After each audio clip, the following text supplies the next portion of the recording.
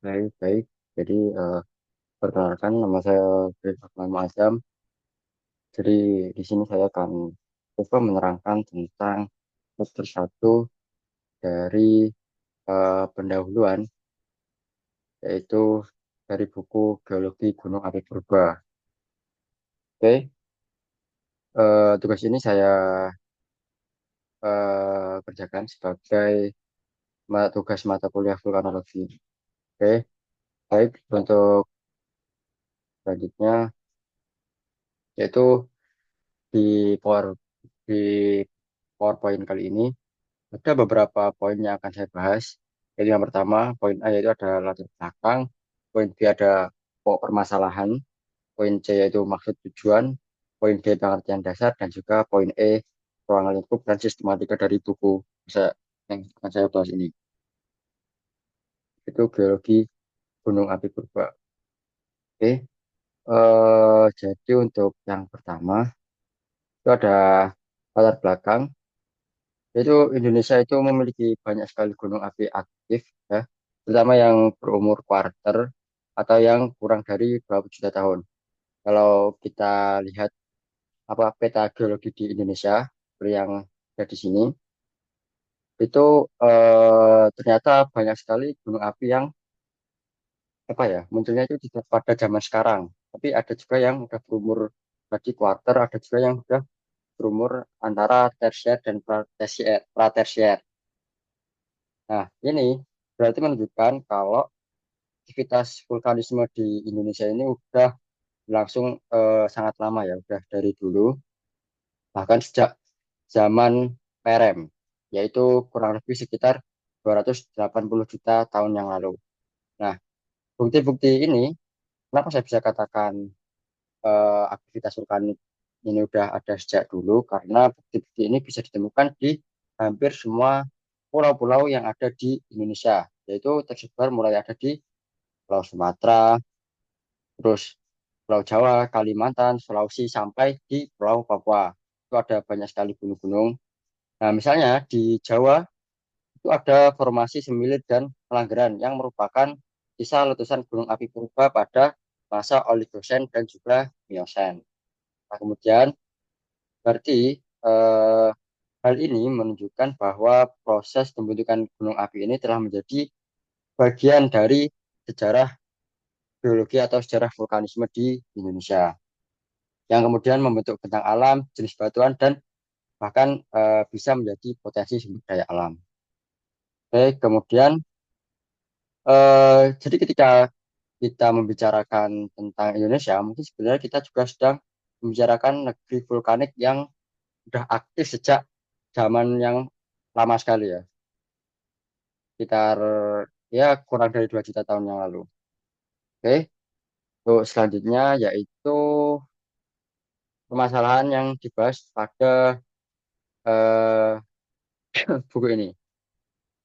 Ya, jadi menurut Profesor Bronto, yaitu penulis dari buku ini, salah satu masalah utama dalam dunia geologi di Indonesia merupakan cara pandangnya yang masih terbatas. Nah, maksudnya banyak penelitian itu hanya fokus pada gunung api yang aktif saja.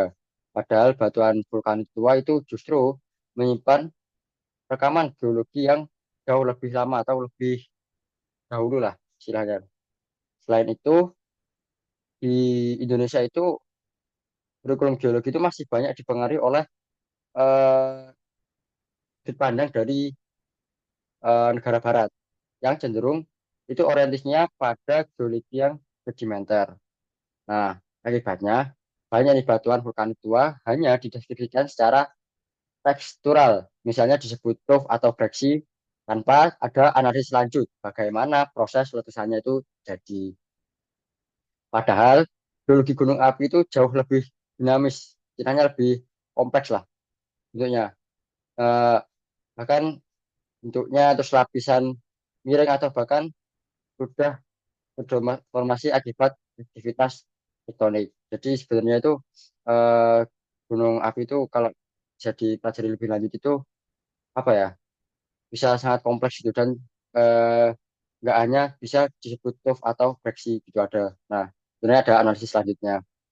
Nah kemudian Oleh sebab itu, eh, Profesor Bronto mengajak kita di buku ini untuk mengubah pola pikir dari geologi sedimen ke geologi vulkanik supaya nanti kita bisa benar-benar paham nih kondisi geologi di Indonesia yang sesungguhnya.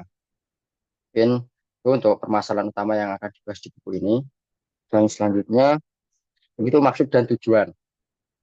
Nah, untuk maksud dan tujuannya sendiri yaitu eh, tujuan utama dari buku ini adalah untuk memperkenalkan konsep gunung api Kuba kepada seluruh geologis yang ada di Indonesia.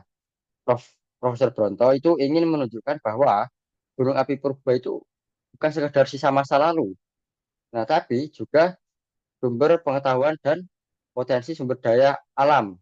Nah, jadi bukan hanya apa ya, sejarah lah istilahnya. Dan justru kalau kita mempelajari gunung api Purba ini, kita bisa mengetahui potensi sumber daya alam yang lebih kompleks lagi. Melalui pendekatan gunung api purba ini, nanti kita bakal bisa memahami nih bagaimana sistem magma terbentuk, kemudian bagaimana batuan vulkanik itu dapat berkembang, hingga bagaimana proses mineralisasi nanti terjadi. Terus ilmu ini nanti juga punya manfaat untuk membantu eksplorasi geotermal atau energi panas bumi yang jelas-jelas itu memanfaatkan gunung api, kemudian sumber daya mineral dan juga mitigasi bencana seperti jika ada letusan atau longsor vulkanik. Nah, kemudian harapannya kedepannya para ahli geologi di Indonesia nanti bisa menjadi pakar di negeri sendiri. Jadi kita bisa istilahnya mengolah sumber daya alam kita sendiri lah, bisa mandiri, tidak bergantung dengan negara luar. Kemudian kita juga dapat memahami karakter geologi lokal tanpa sepenuhnya bergantung pada tadi seperti yang sudah saya jelaskan kepada negara barat atau dari pandangan barat tadi. Nah, kemudian lanjut pengertian dasar, yaitu di sini ada beberapa pengertian dasar seperti eh, vulkanologi merupakan cabang ilmu kebumian yang mempelajari seluruh fenomena gunung api, mulai itu dari asal pembentukan magma, bentuk gunungnya gimana, hingga material yang dihasilkan oleh gunung meletus. Kemudian gunung api sendiri merupakan tempat di mana magma dari dalam bumi itu keluar ke permukaan melalui pipa vulkanik. Nah, selanjutnya gunung api Purba sendiri merupakan sisa dari gunung api yang dulunya itu aktif, tapi sekarang itu sudah mati dan bentuknya itu sudah sulit dikenali akibat adanya aktivitas tektonik dan juga adanya kayak eksogenik seperti erosi. Nah, kemudian ada juga PVMBG.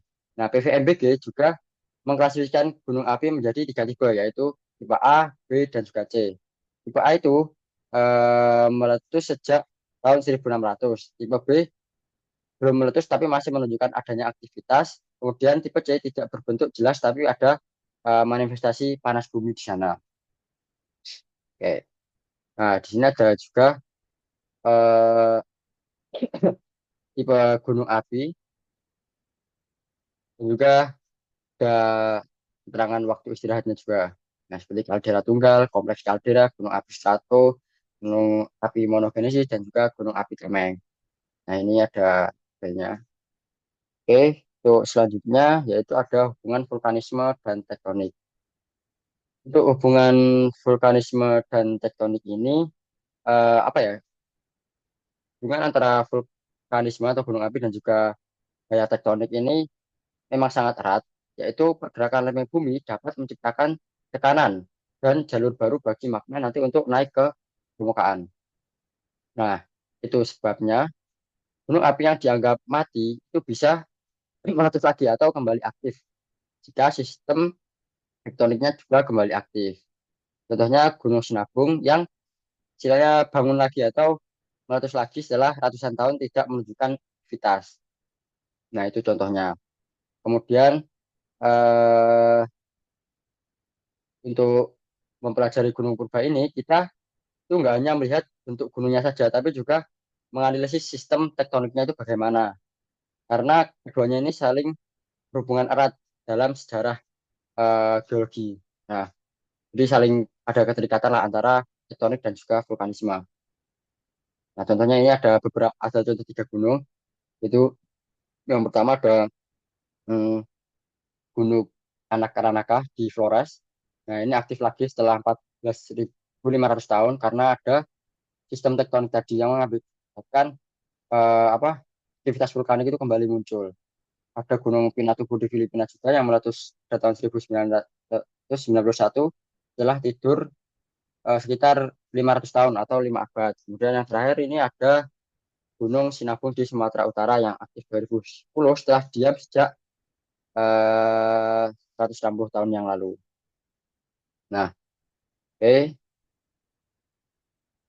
untuk ruang lingkup buku ini sendiri, dalam buku ini Profesor Bronte ini menyusun penjelasan secara tersistem agar para pembaca atau para geologis di Indonesia ini dapat memahami konsep gunung api purba secara benar-benar dari dasarnya.